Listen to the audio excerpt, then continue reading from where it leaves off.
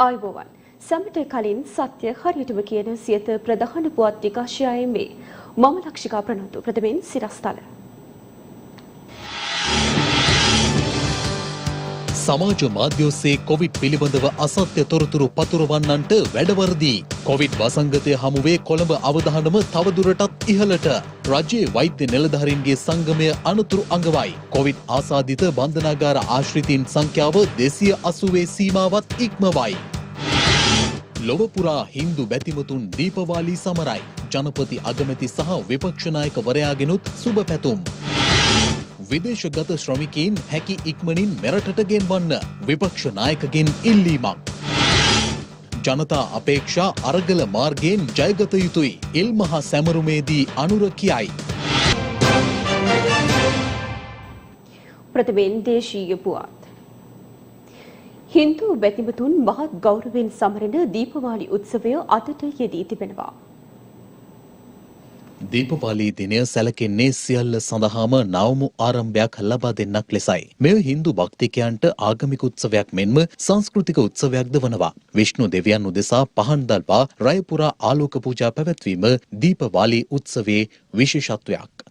ලෝකයා පීඩාවට පත්කර නරගාසුරන් නැමති අසුරයෙකුගෙන් ජනතාව බේරා ගැනීම ආලෝක පේලිය හෙවත් දීපවාලියේ ආරම්භය ලෙස සැලකෙනවා. අදට යෙදී ඇති දීපවාලි දිනය නිමිත්තෙන් ජනාධිපති ගෝඨාභය රාජපක්ෂ මහතා සුබ පැතුම් පණිවිඩයක් නිකුත් කරමින් සඳහන් කරන්නේ සමස්ත ලෝකයම කොරෝනා වසංගතය නිසා උද්ගත වී ඇති දැවැන්ත අර්බුදයට මුහුණ දී සිටින මේ මොහොතේ ආගමික වතාවත්හි නිරත වීම මිනිස් හදවත් වලට සැනසෙල්ලක් බවයි. දීපවාලි සමයේ එම සැනසීම වෙනුවෙන් අප රටේත් ලෝකයේත් සියලුම හින්දු බැතිමතුන් ඒකාත්මිකව දෙවියන් වෙනුවෙන් කැපවනු ඇතැයි තමා විශ්වාස කරන බවද ජනාධිපතිවරයා සිය සුබ පැතුම් පණිවිඩයෙන් සඳහන් කර තිබෙනවා. අග්‍රාමාත්‍ය මහින්ද රාජපක්ෂ මහතා නිකුත් කළ දීපවාලි පණිවිඩයේ සඳහන් වන්නේ අඳුරු මාර්ගයක ඇති පහන් කණුව එම මාර්ගයට මඟ පෙන්වන බවත් එලෙසින්ම මිනිස් ජීවිතයේ මාවතට කරුණාවේ පහන සහාය වේ නම් එය මිනිස් ජීවිතය සමෘද්ධිමත් කරන බවයි. මේ අතර විපක්ෂ නායක සජිත් ප්‍රේමදාස මහතාද දීපවාලි උත්සවය වෙනුවෙන් සුබ පැතුම් පණිවිඩයක් නිකුත් කරමින් ප්‍රකාශ කරන්නේ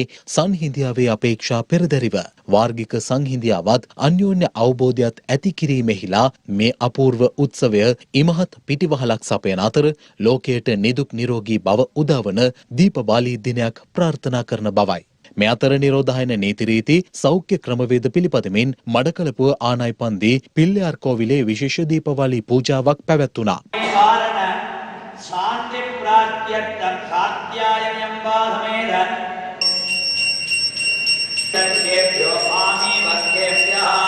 එසේම COVID-19 වෛරසය පැතිර යාමේ අවධානමත් සමග දීපවාලි උත්සවය සැමරිය යුතු ආකාරය පිළිබඳව රාජ්‍ය විසින් නිකුත් කර ඇති සෞඛ්‍ය උපදෙස් මාලාවට අනුව වතුකරේ ජනතාව ඉතා සාමකාමීව තම නිවසේ සිට දීපවාලි උත්සවය සැමරුවේ මේ ආකාරයෙන්.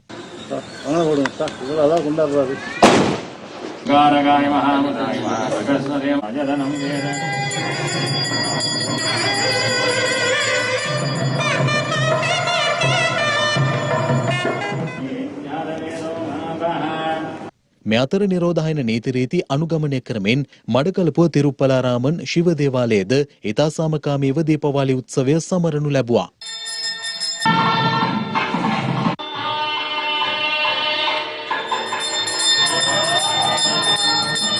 එමෙන්ම ගාල්ල කළුවැල්ල කදිරේශ්වරම් කෝවිලේද අද පසුරුවේ මෙලෙස දීපවාලි පූජාවන් පවත්වනු ලැබුවා.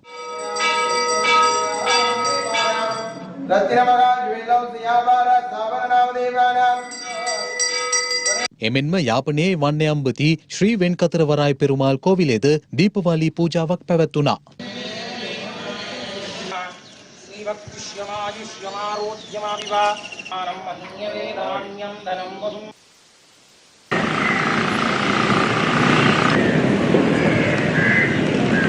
එමෙන්ම තවත් දීපවාලි පූජාවක් බැතිමතුන්ගෙන් තොරව කොළඹ නගරයේ ප්‍රධාන කෝවිල් කිහිපයකම අද පෙරවරුවේ මෙලෙස පැවැත්වුණා.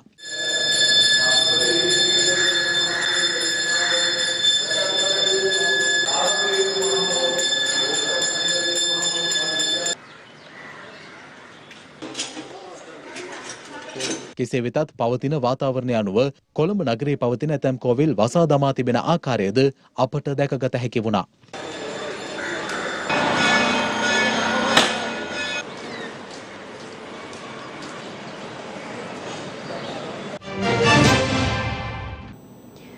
මේ අතර රට තුළ පවතින වත්මන් තත්ත්වයත් සමග දීපවාලි උත්සවය සෞඛ්‍ය ආරක්ෂිත ක්‍රමවේදයන්ට අනුකූලව සැමරීමට අදාළව උපදෙස් මාලාවක් සෞඛ්‍ය අංශ විසින් නිකුත් කර තිබෙනවා. මේ වන විට රටේ පවතින COVID-19 වෛරස ව්‍යාප්තියත් සමගම අපේ රටේ ආගමික සංස්කෘතික උත්සව ගණනාවක් සුපුරුදු ලෙස පැවැත්වීමට අවසර නොලැබුණාසේම දීපාවලි උත්සවයත් ඒ ආකාරයෙන් වෙනදා මෙන් පැවැත්වීමට අවස්ථාවක් ලැබෙන්නේ නැහැ.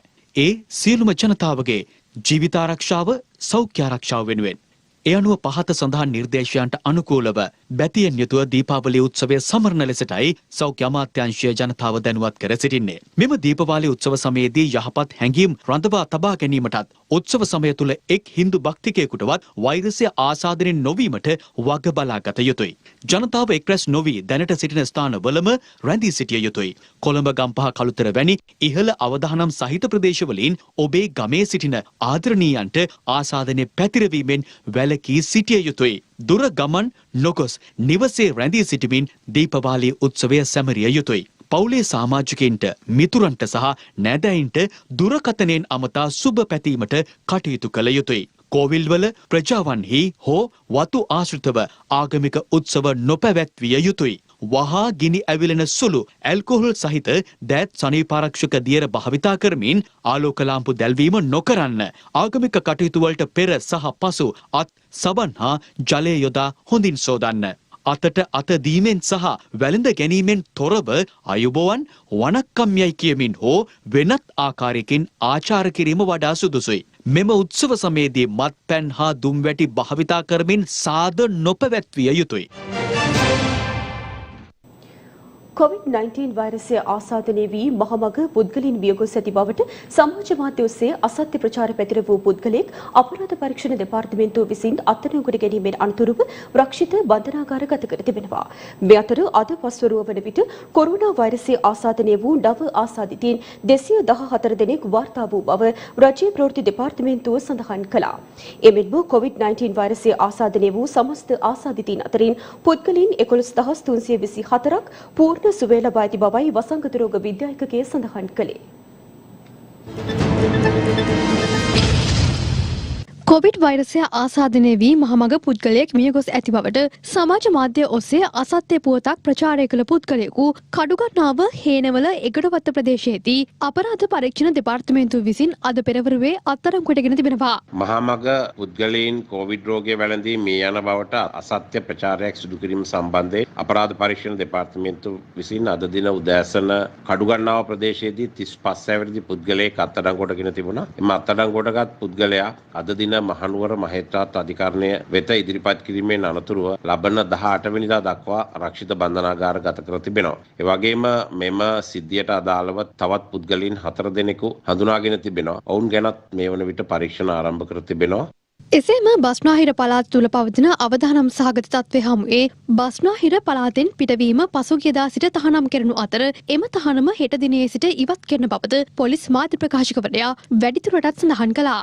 බස්නාහිර පළාතට පැමිණීමට පනවලා තියෙන සංචාරණ සීමාව හෙට දින රාත්‍රියෙන් අවසන් වෙනවා. ඒ අනුව හෙට රාත්‍රී 12න් පස්සේ බස්නාහිර පළාතින් පිටවීමට අවස්ථාව ලැබෙනවා. ඒ වගේම බස්නාහිර පළාත තුලට පැමිණීමට ඕනෑම අවස්ථාවක මේ මොහොතේ වුණත් අවස්ථාව තියෙනවා. පිටවීම සම්බන්ධයෙන් තමයි සීමාව තියෙන්නේ. සීමාව ඉවත් වෙනවා. ඒ අනුව බස්නාහිර පළාත උදෙකලා කරපු ප්‍රදේශ ඇරෙන්න අනිත් ප්‍රදේශ සාමාන්‍ය තත්ත්වයට පත් වෙනවා. COVID-19 වෛරසය ආසාදනය වී ඇති බවට ඊයේ දින හඳුනාගත් ආසාදිතයින් අතුරින් වැඩිම ආසාදිතයින් පිරිසක් කොළඹ ප්‍රදේශයෙන් හඳුනාගෙන තිබෙනවා. ඒ අනුව මේ වන විට කොළඹ නගරයේ වසංගතය පැතිර යාමේ දැඩි අවදානම් තත්ත්වයක් මතුව ඇති බවයි රජයේ වෛද්‍ය නිලධාරීන්ගේ සංගමය අනතුරු අඟවන්නේ. කොළඹ දිස්ත්‍රික්කයේ පුරාම අවදානම් ව්‍යාප්ත වෙලා නැති බව පැහැදිලිවම කියන්න ඕන. ලැබෙන සංඛ්‍යා ලේඛන අනුව විශේෂයෙන්ම කොළඹ නගර සභා සීමාව ඇතුළේ එහෙනම් මහනගර සභා සීමාව ඇතුළේ තියෙන අවදානම් සම්බන්ධයෙන් තමයි මේ වෙනකොට අපේ දැඩි සැලකිල්ල යොමු වෙලා තියෙන්නේ. මොකද නගර සභා සීමාව ඇතුළේ ජනාකීර්ණභාවය ඉතාම වැඩි. සමස්ත රටේම ජනගණත්වය එහෙම නැත්නම් වර්ග කිලෝමීටරයකට ජීවත් වෙන ජනගහනය 330ක් 335ක් වගේ වෙද්දී කොළඹ නගරයේ මේ ඇතම් ස්ථානවල ජනගණත්වය 18 10 සීමාව 20 10 සීමාවට යන අවස්ථා තියෙනවා. කියන්නේ එක වර්ග කිලෝමීටරයක් ඇතුලේ 18000ක් 20000ක් විතර සෙනඟ ජීවත් වෙනවා. ඒතකොට ඒ වගේ පරිසරයක් ඊටාම ගැළපෙනවා මේ කොවිඩ් රෝගය අසාමාන්‍ය ලෙස ශීඝ්‍රයෙන් ව්‍යාප්ත වෙන්නේ. ඒ නිසා අපි විශේෂයෙන්ම මේ කියන තත්ත්වයන් සැලකිල්ලට අරගෙන කොළඹ නගරය තුල තියෙන අවදානම තක්සේරු කළා. ඒකට ගැළපෙන ප්‍රතිචාර දැක්වීම සම්බන්ධයෙන් විශේෂ අවධානයකින් කටයුතු කළ යුතුයි කියලා හිතනවා. පෑලියකුඩ මත්ස්‍ය වෙළඳ සංකීර්ණයට සම්බන්ධ ආසාදිතින් 7 දෙනෙකු කොවිඩ් වෛරස් ආසාදිතින් බවට තහවුරු වීමෙන් අනතුරුව ගාල්ල ඌරගස්මන් හන්දිය ප්‍රදේශයේ ග්‍රාම සේවා වසම් 4ක් ඊයේ රාත්‍රියේ සිට හුදකලා කෙරුණා. මේ අතර එම ප්‍රදේශයේ පවතින තත්ත්වය සම්බන්ධයෙන් දකුණු පළාත් ආණ්ඩුකාර විලී ගම්ගේ මහතා මෙලෙස අදහස් පළ කළා. රෝගී ලක්ෂණ තියෙනවායි කියලා සොයාගත් සංඛ්‍යාව ගාල්ල දිස්ත්‍රික්කයේ 138ක්, මාතර 44ක්, හම්බන්තොට 25ක් ආදී වශයෙන් 207ක්. කොවිඩ් ආසාදනයේ යම් කිසි ප්‍රමාණයකට PCR වලින් සාතික වෙච්ච ප්‍රමාණය. කරන්දෙනිය ප්‍රදේශයෙන් අපි රෝගීන් 7 දෙනෙක් සොයාගෙන තියෙනවා. මේ කොරෝනා ආශ්‍රිතයෙකුගේ දරුවෙකුගේ මාර්ගයෙන් ඒ රෝග ලක්ෂණ නැති උනායි කියලා යන සැකය තියෙන නිසා අපි මේ ආරක්ෂිත පියවරක් හැටියට මේ ප්‍රදේශ යම් ප්‍රමාණයක හුදකලා කිරීමක් කළා. ඒක කොයි වෙලාවකත් අදහස් කරන්නේ නැහැ ඒක ලොක්ඩවුන් කිරීමක් කියලා නෙමෙයි. తాවකාලික හුදකලා කිරීමක් කරලා තියෙනවා. කුරුවිට බන්ධනාගාරයේ කාන්තාරන් දෙවියන් 14 දෙනෙකුට COVID-19 වෛරසය ආසාදනය වී තිබෙනවා. බෝගම්බර බන්ධනාගාරයෙන්ද වාර්තා වන කොවිඩ් ආසාදිත සංඛ්‍යාව 125ක් ලෙස ඉහළ ගොස් ඇත්තේ ඊයේ දින වාර්තා වූ නව රෝගීන් 80 දෙනාද සමගින්. ඒ අනුව දිවින පුරා බන්ධනාගාර ආශ්‍රිතව වාර්තා වන කොවිඩ් ආසාදිතන්ගේ සංඛ්‍යාව 285 දක්වා ඉහළ ගොස් ඇති බවයි බන්ධනාගාර කොමසාරිස් ජෙනරාල් තුෂාර උපුල්දෙනිය මහතා සියත අප කළ විමසීමකදී සඳහන් කළේ. ගම්පහ ප්‍රදේශයේ නාගරික මන්ත්‍රීවරයෙකුටද COVID-19 වෛරසය ආසාදනය වී ඇති බව පසුගියදා තහවුරු වීමත් සමග ඔහුගේ සමීපතම ආශ්‍රිතයින්ගේ PCR පරීක්ෂණ සිදු කිරීමට සෞඛ්‍ය අංශ කටයුතු කළා. ඒ අනුව සිදු කළ PCR පරීක්ෂණ 160ක් අතුරින් එම පුද්ගලයාගේ පවුලේ ඥාතීන් 9 දෙනෙකු COVID ආසාදිතයින් ලෙස හඳුනාගෙන තිබෙනවා. කුලියාපිටිය ප්‍රදේශයේ නිරෝධායනය වෙමින් සිටි 57 හැවිරිදි පුද්ගලයෙකු නිවසේදී මියගොස් ඇති බව කුලියාපිටිය සෞඛ්‍ය වෛද්‍ය නිලධාරී කාර්යාලය පවසනවා. ඒ අනුව අදාළ පුද්ගලයාගේ PCR පරීක්ෂණ සිදු කිරීමට කටයුතු කරන බවයි කුලියාපිටිය ප්‍රධාන සෞඛ්‍ය වෛද්‍ය නිලධාරී උත්පල සංකල්ප මහතා සඳහන් කළේ. මරණය දුන්නේ අපේ නිරෝධායන ලක් කර තිබු කෙනෙක්. එයාට අපි අද දවසේ තමයි නිරෝධායන අවසන් වෙන තිබ්බේ. ඒ හින්දා අපි මේ මරණය සැකසහිත මරණයක් විදිහට දැන්ට ඒ විදිහට තමයි අපිට ගන්න වෙන්නේ. අපි දැන් ඒක කුලියාපිටිය ශික්ෂණ රෝහලට යවලා අපේ අධිකරණ වෛද්‍ය නිලධාරීතුමා හරහා PCR පරීක්ෂණයකට ලක් කරලා තමයි ඉදිරියට මේ සම්බන්ධ ගන්න ඉදිරි ක්‍රියාමාර්ග තීරණය කරන්න වෙන්නේ. මද්‍රව්‍යවලට ඇබ්බැහි වූ පුද්ගලින් සහ ඔවුන්ගේ සමීපතමයින්ට උපදේශන සේවා ලබා දීම වෙනුවෙන් විශේෂ දුරකථන අංකයක් හඳුන්වා දීමට අන්තරාය කර ඖෂධ පාලක ජාතික මණ්ඩලය පියවරගෙන තිබෙනවා. ඒ අනුව 19227 යන කෙටි අංකය ඔස්සේ පැය 24 පුරා සිංහල, දමිළ සහ ඉංග්‍රීසි යන භාෂා ත්‍රිත්වයෙන්ම මෙම උපදේශන සේවාව ක්‍රියාත්මකයි. වර්තමානයේ රට තුළ උද්ගතව ඇති COVID-19 වසංගත තත්ත්වය සමග මද්‍රව්‍ය භාවිතා කරන පුද්ගලින් වඩාත් අවදානම් කණ්ඩායමක් බවට පත්ව ඇති අතර ප්‍රතිකාර හා උපදේශන සේවාවන්ට ප්‍රවේශ වීමේදී ඔවුන්ට විවිධ ගැටලුවලට මුහුණ පෑමට සිදුවනවා. මේ හේතුවෙන් මද්‍රව්‍ය භාවිතා කරන පුද්ගලින් හා ඔවුන්ගේ සමීපතමයින් මුහුණ පාන ගැටලු සඳහා අවශ්‍ය උපදේශන සේවාවන් කඩිනමින් සැපීම වෙනුවෙන් මෙම දුරකථන අංකය හඳුන්වා දී ඇති බවයි අන්තරාය කර ඖෂධ පාලක ජාතික මණ්ඩලය නිවේදනය කළේ. මේ අතර රටේ පවතින COVID-19 වසංගත තත්ත්වය හේතු කොටගෙන කොළඹ නගරයේ දැනට හුදකලා කර ඇති ප්‍රදේශ මහල් නිවාසවල බෝනොවන රෝගවලින් පෙළෙන ජනතාවගේ සෞඛ්‍ය ආරක්ෂාව මූලික කොටගෙන නොමිලේ ජංගම වෛද්‍ය සායන පැවැත්වීමට කොළඹ මහනගර සභාවේ රෝග නිවාරණ දෙපාර්තමේන්තුව විසින් අවශ්‍ය පියවරගෙන තිබෙනවා. ඒ අනුව නොවැම්බර් මාස 16 වනදා පෙරවරු 9 සිට මෝදර මෙත් සඳ සෙවන, නොවැම්බර් මාස 17 වනදා පෙරවරු 9 සිට මෝදර මිහිජය සෙවන, නොවැම්බර් 18 වනදා පෙරවරු 9 සිට මෝදර රන්මිනි සෙවන, නොවැම්බර් මාස 19 වනදා පෙරවරු 9 සිට බ්ලූමැන්ඩල් සිරිසඳ උයන, නොවැම්බර් මාස 20 වනදා පෙරවරු 9 සිට මාලිකාවත්ත NHS නිවාස, නොවැම්බර් මාස 21 වනදා පෙරවරු 9 සිට මෝදර රන්දිය උයන, නොවැම්බර් 23 වනදා පෙරවරු 9 සිට බ්ලූමැන්ඩල් සිරිමුතු උයන, නොවැම්බර් 24 වනදා පෙරවරු 9 සිට තොටළඟ මෝදුර උයන, නොවැම්බර් මාස 25 වනදා පෙරවරු 9 සිට මෝදර සිරිසඳ සෙවන, නොවැම්බර් මාස 26 වනදා පෙරවරු 9 සිට මෝදර රන්මුතු සෙවන, නොවැම්බර් මාස 27 වනදා පෙරවරු 9 සිට මෝදර සත්හිරු සෙවන හා නොවැම්බර් මාස 28 වනදා පෙරවරු 9 සිට මෝදර ලක්හිරු සෙවනදී එම නිවාස සංකීර්ණයන්හි ජීවත් වන ජනතාවට මෙම සේවාව ලබා ගත හැකියි. පවතින වසංගත තත්ත්වය සම්බන්ධයෙන් වසංගත රෝග විද්‍යා ඒකකයේ ප්‍රධානී විශේෂඥ වෛද්‍ය සුදත් සමරවීර මහතා මෙලෙස අදහස් පළ කළා. මේ රෝගය යම් කිසි විදිහකින් වැඩිහිටියෙකුට වයස අවුරුදු 60ට වඩා වැඩි කෙනෙකුට වැළඳුනොත් එහෙම නැත්නම් නිදංගත රෝග තියෙන දියවැඩියාව අධික රුධිර පීඩනය හෘද රෝග වකුගඩු රෝග වගේ නිදංගත රෝග තියෙන කෙනෙකුට මේ රෝගය වැළඳුනොත් ඒ වගේ කෙනෙකුට මේ රෝගයේ දරුණු තත්ත්වයටපත් වීමේ ඉඩකඩ වැඩි. ඒ වගේ අයට ඔක්සිජන් ලබා දීමට සිදු වෙනවා. ඒ වගේම දැඩිසත්කාර ඒකක වලට ප්‍රතිකාර ලබා දීමට සිදු වෙනවා. ඉන් ඔබට ගිහිල්ලා සමග බොහෝ අවස්ථාවලදී මේ COVID-19 රෝගය නිසා මිය යන්නේ මේ වගේ වැඩිහිටියෝ සහ නිදංගත රෝග තියෙන අය. ඉතින් ඒ නිසා මේ අවස්ථාවේදී ඊටාත්ම වැදගත් වෙනවා ඒ වගේ රෝග තියෙන අය, ඒ වගේ වැඩිහිටි වයසේ පසු වෙන අය හැකිතාක් දුරට නිවෙසටම ඉඳගෙන සමාජයට පැමිණීමෙන් වළකින එක කියලා. යම් කිසි වෙලකින් රෝග ලක්ෂණයක් මතුවුනොත් මොනවා හෝ රෝග තත්ත්වයක් මේ අවස්ථාවේදී ආවොත් විශේෂයෙන්ම උණ කැස සෙම් ප්‍රතිශ්‍යාව උගුරේ වේදනාව හුස්ම ගැනීමේ අපහසුව වගේම සමහරවල් මේ වැඩිහිටියන්ට රෝග ලක්ෂණ ඒ වගේ මතු නොවෙන්න පුළුවන්. සමහරවිට කැම ගැනීමේ කැම අරුචිය, ඇඟ අප්‍රාණික වීම, ඒ වගේ දේවල් රෝග ලක්ෂණ තියෙනවා නම් ඒ වගේ අය කරන්න පුළුවන් මේ අවස්ථාවේදී හොඳම දේ තමයි, නිවැරදිම දේ තමයි ඉක්මනින් වෛද්‍ය ප්‍රතිකාර ලබා ගැනීම. මෙරට පාරම්පරික ඖෂධ උපයෝගී කරගනිමින් කොරෝනා රෝගීන් සුව කිරීමට අවස්ථාව ලබා දෙන ලෙස ජාතික වෛද්‍ය පදනමේ වෛද්‍ය බී.ඒ. රත්නපාල මහතා රජයෙන් ඉල්ලීමක් කර සිටිනවා.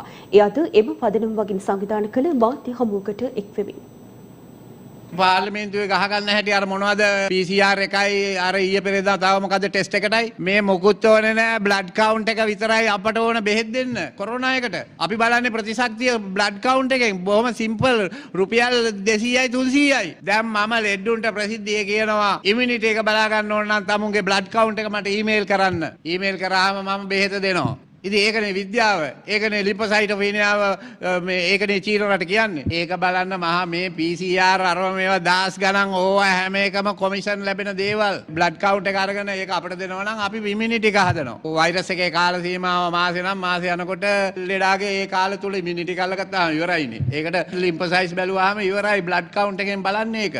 ඉතින් ඒක බලනවා දැන් පැහැදිලිව කොරෝනා වෛරස් එක ඇටැක් කරගෙන එන කෙනෙකුගේ අර ලිම්ෆොසයිට්ස් ලෙවල් එක වැඩි. ඒ ලිම්ෆොසයිට්ස් ලෙවල් එක මුලදී වැඩි වෙනවා. එයි තමුන්ගේ තියෙන ස්වාභාවික ප්‍රතිශක්තිය ෆයිට් කරනවා මේ විස බීජයකත් එක්ක. එතකොට අර තමුන්ගේ හමුදාව ගාන ලිම්ෆොසයිට්ස් වැඩි කරගෙන ෆයිට් කරනවා. ලෙඩා ෆේල් වුණොත් ලිම්ෆොසයිට්ස් අඩු වුණොත් 15න් පල්ලෙහා ඒක තමයි මරණය. බලන්න මං අභියෝග කරනවා ඔය මැරිච්ච ලෙඩුගේ මුකුත් ඕන නැහැ බ්ලඩ් කවුන්ට් එකේ වෙලාවට බලලා තියෙනවා නම් බලන්න ලිම්ෆොසයිට්ස් 15න් පල්ලෙහා තියෙනවා මැරිච්ච මිනිසුන්ගේ. 15න් පල්ලෙහා ගියොත් ප්‍රතිශක්තිය එක්ක heart attack එනවා, එක්ක CVA damage එනවා, එක්ක renal impairment වෙනවා වකුගඩුවේ. මේක විද්‍යාත්මක කරුණක් කාටවත් ලෝකේ කිසිම කෙනෙක් immunity එක හදලා පෙන්නලා නැහැ. ඒක මමයි කරලා තියෙන්නේ. දියවැඩියාව සනීප කරන්නේත් එහෙමයි.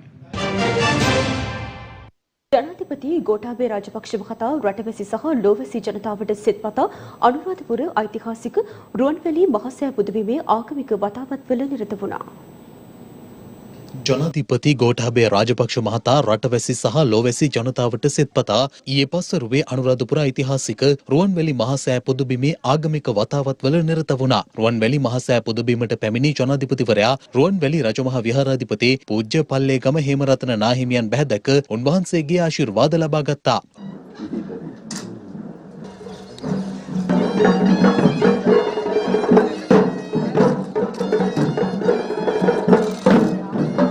රුවන්වැලි මහසෑරදුන් වෙත කළ කප්රුක් පූජාවට සහ අෂ්ට ඵල චතුමදුරු පූජාවට එක් වූ ජනාධිපතිවරයා ආගමික වතාවත්හි නිරත වෙමින් රටටත් ජනතාවටත් සෙත්පතා ආගමික වතාවත්වල නිරත වුණා.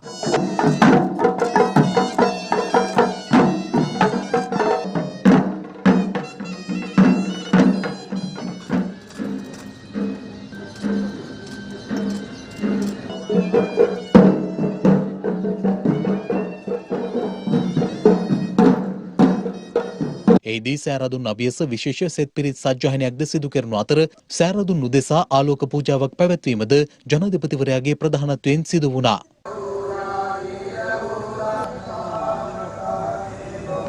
නොභන්තේ මේ විදුලි පහන් ගැලුම පූජාවෝ සුයස්මින් සුගතස්සදං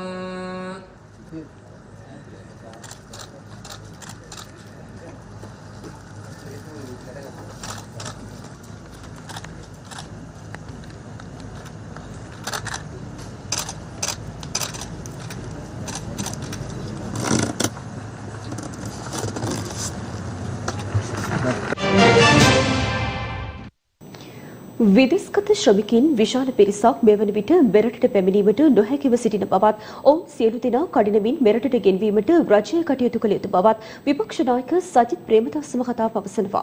තිස්ස මහරාම ප්‍රදේශයේදී මාධ්‍ය වෙත අදහස් දක්වමින් විපක්ෂ නායකවරයා මේ බව සඳහන් කළා. තිස්සමහාරාම ඔසුවින්න ආසනගල ශ්‍රී අභිනවාරාම විහාරස්ථානයට පැමිණි විපක්ෂ නායකවරයා එහි විහාරාධිපති පූජ්‍යපාද දොළොස්බාගේ සුපන්නක තිස්ස නාහිමිපාණන් වහන්සේ බැහැදැක උන්වහන්සේගේ ආශිර්වාද ලබා ගත්තා. අනතුරුව මාධ්‍ය වෙත අදහස් දැක්වූ විපක්ෂ නායකවරයා මේ මොහොත වන විට විශේෂයෙන්ම අපේ රටේ පිට රටවල් වල සේවය කරන රැකියා කරන වෘත්තීය කටයුතු වල නිරත වෙන ජනතාව අන්ත අසරණ භාවයට පත් වෙලා සිටිනවා. විශේෂයෙන්ම රජයෙන් ඉල්ලීමක් කරනවා අනාථ වී සිටින අසරණ වී සිටින අපේම රටේ පුරවැසියන් ශ්‍රමික ජනතාව අපේ රටට වහාම ගෙන්වීම සඳහා වැඩපිළිවෙලක් සකස් කරලා නිසි නිරෝධායනයට ඒ සෑම සියලු දෙනාම ලක් කරලා ඒ වගේම ඒ අයට අපේ රටට පැමිණෙන්නට අවස්ථාව සලසන්නේ කියලා රජයෙන් ඉල්ලීමක් කරනවා. මේ රටවිරුවන් ජනාධිපතිවරණයේදී දහස් ගණනින් අපේ රටට ඇවිල්ලා මේ වර්තමාන රජය ජයග්‍රහණය කරවන්නට විශාල කැපකිරීමක් කරා. නමුත් පොහොට්ටු ආණ්ඩුව බිහි කරන්නට දායකත්වය ලබා දුන්නු ඒ රටවිරුවන්ව වර්තමාන රජයට අමතක වෙලා හමාරයි. ඒ තානාපති කාර්යාල වලින් හරියාකාර සහයෝගයක් රටවිරු ජනතාවට සිද්ධ වෙන්නේ නැහැ. බොහෝ රටවිරුවන් මට කියන කාරණාව තමයි තමන්ගේ දුක් ගැනවිලිත් සමග ඒ තානාපති කාර්යාල වලට දුරකථන ඇමතුම් ගත්තාම ඒ දුරකථන ඇමතුම් බොහෝ අවස්ථාවන් වලදී විසන්දි කරනවා. කිසිම සවන් දීමක් නැහැ. දුක ඉදිරිපත් කරන්නට අවස්ථාවක් නැහැ. මෙන්න මේ වගේ තත්ත්වයක් තුළ තානාපති කාර්යාල වල සේවය කරන ඒ සියලුම දෙනාගේ ප්‍රමුඛතම වගකීම ශ්‍රී ලාංකීය පුරවැසියන් රැක බලා ගැනීම ආරක්ෂා කිරීම ඒ අයට ශක්තියක් වීමේ කියන එක මම මේ අවස්ථාවේ යෝජනා කරනවා. සිය පක්ෂයේ පුරෝගාමීන් සටන් වැදුණු අරමුණු අද වන විටත් සාක්ෂාත් කර ගැනීමට අසමත්ව ඇති අතර ඒ වෙනුවෙන් විශාල ජන අරගලයකට ප්‍රවිෂ්ඨ විය යුතු බව ජනතා විමුක්ති පෙරමුණේ නායක පාර්ලිමේන්තු මන්ත්‍රී අනුර කුමාර දිසානායක මහතා පවසනවා. 31 වන ඉල්මහ විරු සැමරුමට එක්වෙමින් ඒ මහතා මේ බව ප්‍රකාශ කළා. සෑම අරගලයක්ම ඒ අරගලේ ඉතිහාසය ලියන්නේ ජයග්‍රාහකයා විසින්. ඒ නිසා අපේ පන්තිමේ සතුරන් ජයග්‍රහණය හේතු කොටගෙන එම 88 89 එම අරගලයට දායකත්වයේ දැක්වූ අපේ පක්ෂ නිර්මාතෘ රෝහණ විජේවීර සහෝදරයා පිළිබඳව එහි නායකකාරකාදීන් පිළිබඳව ඒ වගේම මෙම අරගලයේ පිළිබඳ විකෘති ඉතිහාසයක් නිර්මාණය කොට තිබෙනවා. දේශපාලන ව්‍යාපාරයකට අපි පිළිගන්නවා ඕනෑම යුද්ධයකදී ඕනෑම අරගලයකදී ඕනෑම සිදුවීමකදී සාධනීය ලක්ෂණ මෙන්ම නිෂේධනීය ලක්ෂණ ගැබ්බී තිබෙන බව අපි පිළිගන්නවා. 88 89 අරගලෙත් එහෙමයි. එම අරගලයට අවුරුදු 31ක් ගත වූාටත් පසුව අදත් එම අරගලයේ වමනාව අන් කවරදාටත් වඩා වැඩියෙන් අපි ඉදිරිපිට විද්‍යාමාන වෙමින් තිබෙනවා. එම අරගලයේ මූලික ගති ලක්ෂණයක් නිදහස හා ප්‍රජාතන්ත්‍රවාදය පිළිබඳ අරගලයක්. එදා ජේ.ආර්. ජයවර්ධන 1972 ආණ්ඩුක්‍රම ව්‍යවස්ථාවට දෙවෙනි සංශෝධනය කරන විධායක ජනාධිපතිවරයෙක් නිර්මාණය කරගනිමින් ඒකාධිපතිත්වයේ බලවීරව නිර්මාණය කරා නම් ඒ හා සමාන ලෙසම තමන් බලයට පත් වෙනකොට ව්‍යවස්ථාවෙන් ජනාධිපතිවරයාට තිබුණු බලතල ඉක්මවා යමින් නව බලතල එක්රැස් කරගන්න ව්‍යවස්ථා සංශෝධනයක් ඇති කරගන්නවා. ඒ නිසා එදා වගේම ප්‍රජාතන්ත්‍රවාදයේ සහ නිදහස පිළිබඳ අරගලයක් අද අපිට ඉතුරු වී තිබෙනවා. තාමත් කටක් කරලා මේ පාලකයන්ට කියන්න බැරි වී තිබෙනවා. සෝෆා ගිවිසුම අත්සන් කරනවද නැද්ද? ඒ වගේම අපේ රටේ ඉඩම් සම්පත බහුජාතික සමාගමයට පවරන MCC ගිවිසුම දැන් අධ්‍යයනය කොට වාර්තාවක් ලැබී තිබෙනවා. දැන් තීරණයක් ලබා දිය යුතුයි. දැන් ප්‍රකාශයක් කළ යුතුයි. දැන් තවත් මොනවද කේන්ද්‍රික ගායින් තාමත් කරකැවෙමින් මුනිවත රකමින් කටයුතු කරමින් තිබෙන්නේ මෙම ගිවිසුම අත්සන් කිරීම සඳහා දරන ප්‍රයත්නය. එදා ඔවුන් ප්‍රාර්ථනා කරලා දේ අරමුණ තාමත් අපිට සාර්ථක කරගන්න බැරි වී තිබෙනවා. ජයග්‍රහණයට ගෙන එන්න බැරි වී තිබෙනවා. ඒ බරෙන් අපේ හදවත් පෙළඹින් තිබෙනවා. ඒ නිසා අපි විශ්වාස කරනවා මේ ජයග්‍රහ දිශාවට අපි යා යුතුයි. ජයග්‍රහණ සඳහා වෙනස් විය යුතුයි. විශාල අරගල මාවතකට අපි ප්‍රවිෂ්ඨ විය යුතුයි. විපක්ෂය විසින් ඉතිහාසය පුරා රණවිරුවන්ට අපහාස කරමින් කටයුතු කරන අතර වර්තමානයේදීත් සමාජ මාධ්‍ය ජාල ඔස්සේද එම ක්‍රියාවලිය සිදු කරමින් පවතින බව අමාත්‍ය ජොන්ස්ටන් ප්‍රනාන්දු මහතා පවසනවා. ඩෙනුව ලංකාගම මාර්ගයේ ඉදිකිරීම් කටයුතු පිළිබඳව සොයා බැලීමෙන් අනතුරුව අමාත්‍යවරයා මාධ්‍ය වෙත මෙම අදහස් පළ කළා. යුද හමුදා සමාජිකයන්ගේ මැදිහත්වීම මත ඉදිවන නෙළුව ලංකාගම මාර්ගයේ මේ දක්වා අවසන් කර ඇති කොටස සම්පූර්ණයෙන්ම අසාර්ථක බව සමාජ ජාලා මාධ්‍ය හරහා පැතිර යන කටකතාව පිළිබඳ සොයා බැලීම සඳහා මහා මාර්ග අමාත්‍ය ජොන්ස්ටන් ප්‍රනාන්දු මහතා ඊයේ දින එම මාර්ගයේ නිරීක්ෂණ චාරිකාවක නිරත වුණා. මෙහිදී සමාජ ජාලා විසින් මාර්ගයේ අබලන් වී ඇති බවට පළ කළ වාර්තා සම්පූර්ණයෙන්ම අසත්‍යයක් බවයි අමාත්‍යවරයා සඳහන් කළේ. මොන පොතේ දාලා තියෙන දේවල් දිහා බලපුවාම සම්පූර්ණ බොරුවක් තියෙන්නේ. මෙහි තියෙන තාම මේ පාර හදලා ඉවර නැහැ. මේකේ කාණු පද්ධතිය හදලා ඉවර නැහැ. එළියේ පාරවල් සම්පූර්ණයෙන්ම හදලා ඉවරයි. දැන් මේකේ කොන්ක්‍රීට් කරගෙන යන්නේ. ඒතර මේ පාර හදන්නේ යුද හමුදාවට අපි වාර දුන්න අතිගරු ජනාධිපතිතුමාගේ ඉල්ලීමකට රණවිරුව කරන පළවෙනි පාර මේ මාර්ග කිලෝමීටර් ලක්ෂයේ අපි ඇත්තටම කනගාටු වෙන පුදුමයටපත් වෙන්නේ නැහැ. හැමදාම විපක්ෂයේ කෙරුවේ රණවිරුවන්ට පහර දෙන එක. රණවිරුවන්ට අපහාස කරන එක. රණවිරුව හිරේ දාපු එක. යුද්ධ ජයග්‍රහණයට අපහාස කරපු එක. මේවා තමයි අපි ඉතිහාසයේ දැක්කේ. මේක අලුත් දෙයක් නෙමෙයි. මේ ප්‍රදේශයේ මහා දැවැන්ත සංවර්ධනයක් මේකේ ඉන්නේ. මේකට පහර දුන්න පටන් ගත්ත ගම. මේක කිව්වා සිංහරාජය කපනවා. පරිසරය විනාශ කරනවා. ඒ නිසා අපි හෙලා දකිනවා මේ වගේ පහර දෙන්න එපා. පසුගිය ආණ්ඩුව තිබියදී විපක්ෂ නායක සජිත් ප්‍රේමදාස මහතා ආරම්භ කළ බොහෝ ව්‍යාපෘති අද වන විට නතර කර ඇති බව පාර්ලිමේන්තු මන්ත්‍රී හර්ෂණ රාජකරුණා මහතා පවසනවා. කොළඹදී මාධ්‍ය වෙත අදහස් දක්වමින් ඒ මහතා මේ බව ප්‍රකාශ කළා. අපි දකිනවා අග්‍රාමාත්‍ය මහින්ද රාජපක්ෂ මැතිතුමාව අපහසුතාවයට පත් කරන්න යම් හස්තයක් ක්‍රියාත්මක වෙනවා කියන එක ඉතා පැහැදිලි. එකක් මේ පින්තූරේ ඉතා පැහැදිලිවම තියෙනවා අග්‍රාමාත්‍ය මහින්ද රාජපක්ෂ මැතිතුමා සොළොස්ම ස්ථානවලට අයත් දීඝවාපී පුදබිමෙහි චෛත්‍ය රාජානන් වහන්සේ ප්‍රතිසංස්කරණය කිරීමේ ඒ කටයුත්තක් සිදු කරා. අපි මතක් කරලා දෙන්න ඕනේ මේ ආණ්ඩුවට මේ ආණ්ඩුවේ අගමැතිතුමාව මෙහෙම අපහසුතාවයට පත් කරන්න එපා. ඒ මොකද අග්‍රාමාත්‍ය මහින්ද රාජපක්ෂ මැතිතුමා මේ මුල්ගල තියන්නේ අපේ ආණ්ඩුවේ සජිත් ප්‍රේමදාස මැතිතුමා මුල්ගල තියලා ඒ සංවර්ධන වැඩ කටයුතු ආරම්භ කරපු මේ මුල්ගල තැබීමේ උත්සවය. දැන් අන්න ඒ කටයුත්තම දැන් මහින්ද රාජපක්ෂ මැතිතුමා ආපහු මුල්ගල් තියලා ලොකු උත්සවයක් හැටියට පත් කරලා තියෙනවා. සජිත් ප්‍රේමදාස මැතිතුමා ආරම්භ කරපු මේ වගේ ඉතා වැදගත් ව්‍යාපෘති ගණනාවක් දැන් නතර වෙලා තියෙනවා. අපි ඉල්ලීමක් කරනවා මේ රජයෙන් කරුණා කරලා අපේ සංස්කෘතික ආගමික මධ්‍යස්ථානවල ව්‍යාපෘති නතර කරන්න එපා. බස්නාහිර සබරගමුව පළාත්වලට මෙන්ම ගාල්ල මාතර දිස්ත්‍රික්කවල ඇතැම් ස්ථානවලට අද දිනේ මිලිමීටර 100 ඉක්ම වූ තද වැසි ඇති විය හැකි බව කාලගුණ විද්‍යා දෙපාර්තමේන්තුව පවසනවා.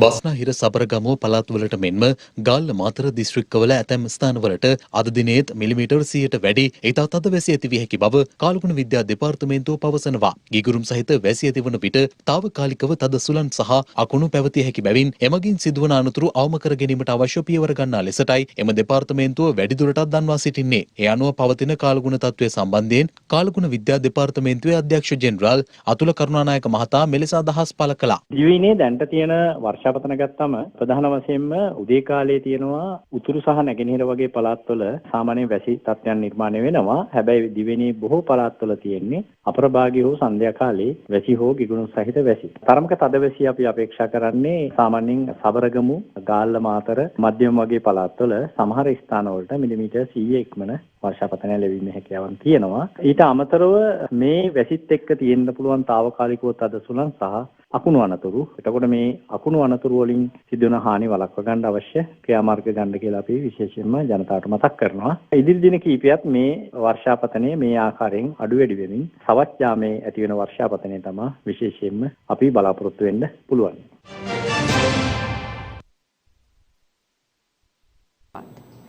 පාසලක් විවෘත කිරීම සිරගෙවල් දහසක් වැසීමක් ලෙස අපේ පැරණන් පෙන්වා දුන්නේ අධ්‍යාපනයේ වටිනාකම ඉතාමත් ඉහළ නිසායි. එහෙත් වසර ගණනාවක් සිට කිසිදු ප්‍රයෝජනයක් නොගැනීම හේතුවෙන් දි รา පත් වී යන කුරුණෑගල මීතන්වල මහවිදුහලේ ප්‍රාථමික අංශයේ ගොඩනැගිලි කිහිපයක් පිළිබඳව පුවතක් අද අපට වාර්තා වුණා. කුරුණෑගල අධ්‍යාපන කලාපයේ මිතැන්වල මහ විදුහලේ ප්‍රාථමික අංශය දැනට වසර 5ක සිට වැසී ගොස් තිබීම හේතුවෙන් අද වන විට එම පාසලේ ප්‍රාථමික අංශයේ ගොඩනැගිලි කිසිදු ප්‍රයෝජනයකට නොගෙන වල් බිහි වී ඇති අයුරුයි මේ.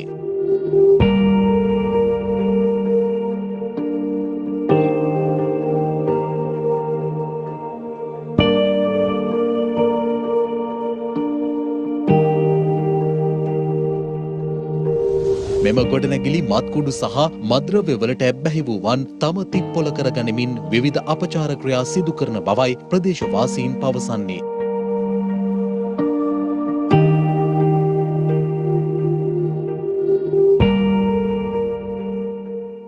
බීලා ඉවරලා එක බෝතල් එහෙමත් දාලා යනවා. පාසලේ තියෙන දේවල් ඉතින් සේරම විනාශ වෙලා ගිහින් තියෙනවා දැනට.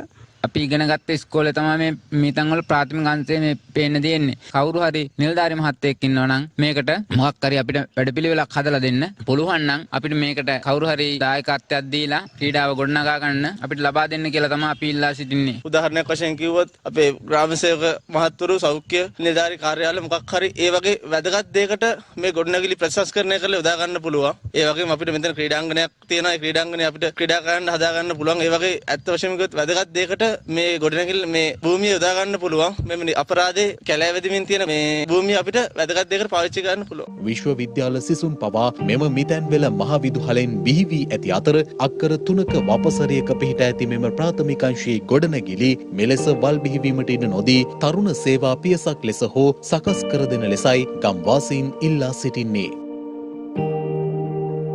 මේ ගමට බුද්ධිමතුන් ආයෝජනය කළ මධ්‍යස්ථානයක් අද මේ විදිහට ගරා වැටිලා තියෙන්නේ.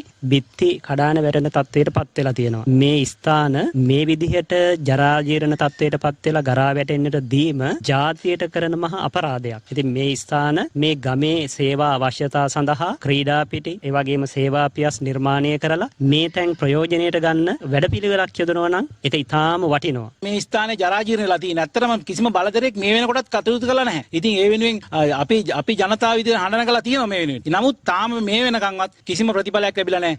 කෙසේ නමුත් එයද බලධාරීන්ගේ කඹ ඇදිල්ලේ ප්‍රතිඵලයක් ලෙස දිනින් දින කල් යන අතර අදාළ බලධාරීන් මෙවැනි දේ සම්බන්ධයෙන් නෑසූ කන්ව සිටීමත් විමුතියට කරුණක්. එම නිසා කෙසේ හෝ ගම්වාසීන් ඉල්ලා සිටින මෙම ඉල්ලීම කඩිනමින් ඉටු කර දීම අදාළ බලධාරීන්ගේ වගකීමක් වන අතර එය සිදුවන තෙක් සියත අප අවදියෙන්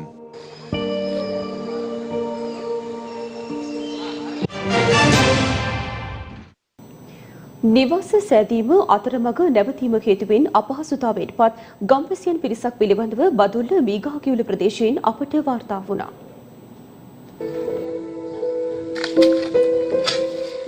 නිවසක හිමිකම මිනිසෙකුගේ මූලික අවශ්‍යතාවයක් වුණත් නිවාස සෑදීම අතරමඟ නැවතීම හේතුවෙන් අපහසුතාවයට පත් ගම්වැසියන් පිරිසක් පිළිබඳ බදුල්ල මීගහකිවුල ප්‍රාදේශීය ලේකම් කොට්ටාසේ කරඳගහමඩ ග්‍රාම සේවා වසමේ තඹලකැටිය ගම්මානයෙන් අපට වාර්තා වුණා. මෙම ජනතාව වෙනුවෙන් පසුගිය 2019 ජනවාරි මාසයේදී නිවාස ව්‍යාපෘතියක් ආරම්භ කරනවද ආණ්ඩු වෙනස් වීමත් සමග Tamanගේ නිවාස ඉදිකිරීම අතරමඟ නවතා තමා ඇති බවයි ගම්වාසීන් පවසන්නේ. මේකට ලස්ස පහක් හම්බෙනවා කියලා තියෙනවා. 1.90යි හම්බෙලා තියෙන්නේ. වාලේවත් දාන්න විදියක් නැහැ. මේ ඔක්කොම සීනු වැඩ භාගයට කෙරිලා තියෙනවා. මහත්තයා ගොවිතැන් කරන්නේ නිසා මේක හදාගන්න ආය සල්ලි හම්බුණා නම් හොඳයි. මේ ගෙවල් ටික හදාගන්න ඔබතුමාලාගෙන් ඉල්ලන්නේ මේකට සල්ලි ටික ලබා දෙන්න කියලා. අඩු ආදායම් සහිත ජනතාවක් වෙසෙන මෙම ගම්මානයේ ජනතාව සඳහා නිවාස 24ක් සාදා දීමට වැඩ ආරම්භ කර ඇති අතර ඒ සඳහා කොටස් වශයෙන් මුදල් ආධාර ලබා දී තිබෙනවා. නිවාස සාදාගෙන යන අවස්ථාවේදී අවසාන මුදල් කොටස නොලැබීම හේතුවෙන් මේ වන විට එම ගම්වාසීන් මහත් අර්බුදයකට මුහුණ පා සිටිනවා. රටේ ලොකු නාය විලාය වල තමයි මේක හදාගන්න තියෙන්නේ. ඉතින් ඒ නායකවරුත් දැන් එනවා ගෙදරවල් වල හොයාගෙන. අපිට දැන් හරියම කරගන්නත් බෑ. ගොවිතැන් රටාව තමයි තියෙන්නේ. ඉතින් ඒකවත් දැන් අපිට හදාගන්න බෑ. අසරණ විලාය ඉන්නේ ගොඩක්. ඔබතුමාලාගෙන් මේ ඉල්ලන්නේ අපිට මේකට සහයෝගයක් දෙන්න මේ ඉන තැනවත් යාන්තම් හදාගන්න.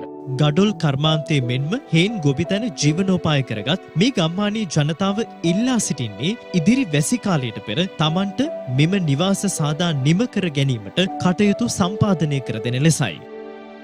කණු ඉඳන් අපි ගත්තේ ගේ තිබිච්ච වී ටික විකුණලා. අපිට මේ ගේ වැඩ ටික ඉවර කරගන්න ඕන නිසා අපි ඊළඟ වාරිකේ දෙනවා කියපින් ඉක්මනට මේ කණු ටික දැම්මා. දෙලොක් අතර අතරමං වෙලා තමයි ඉන්නේ. මේ වැහි කාලේ ආපු ගමන් නම් ඉන්න ගෙවල් කඩන් වැටෙනවා. ඒවත් දිරලා තියෙන්නේ. දැන් ඒකේ වැඩ කරගන්න උනේ නෑ. මේවා කර කර ඉන්නේ.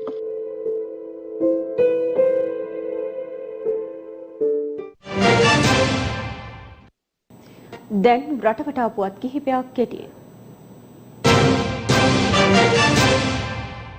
සසලව ඇත ඔබේ සිත බියවි මගේ සිත වෙනතකදෝ සිතා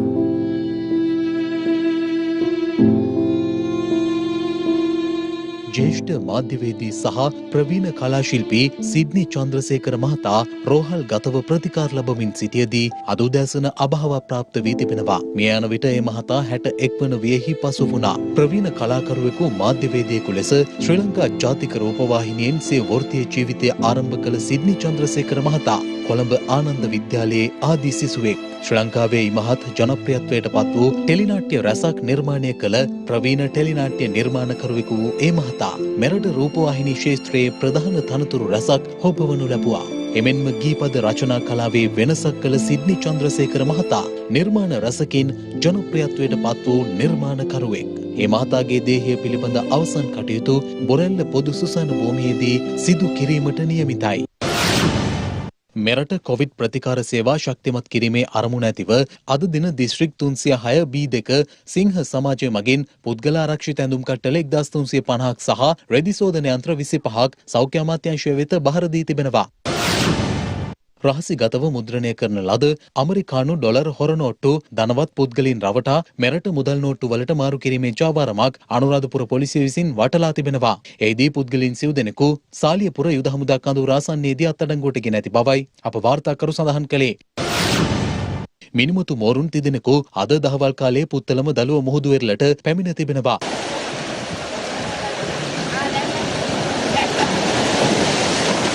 එම මෝරුන් තිදෙන අතරින් දෙදෙනෙකු ප්‍රදේශීය දිවයිරින් විසින් නැවත මුහුදට යවා ඇති අතර එක් මෝරෙකු අවාසනාවන්ත ලෙස මියගොස් තිබෙනවා. මියගොස් ඇති මෝරාගේ අවසන් කටයුතු සිදු කිරීම සඳහා එම සත්වයා වනජීවී දෙපාර්තමේන්තුවේ නිලධාරීන්ට බහර දීමට කටයුතු කර තිබෙනවා.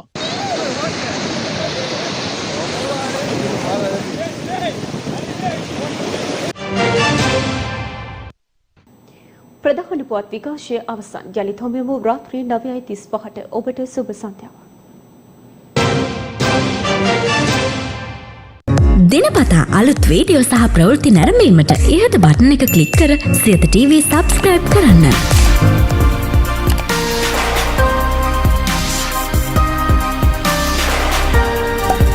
අලුත් වීඩියෝ ගැන මුලින්ම දැනගන්න මෙම සීනුව ක්ලික් කරන්න.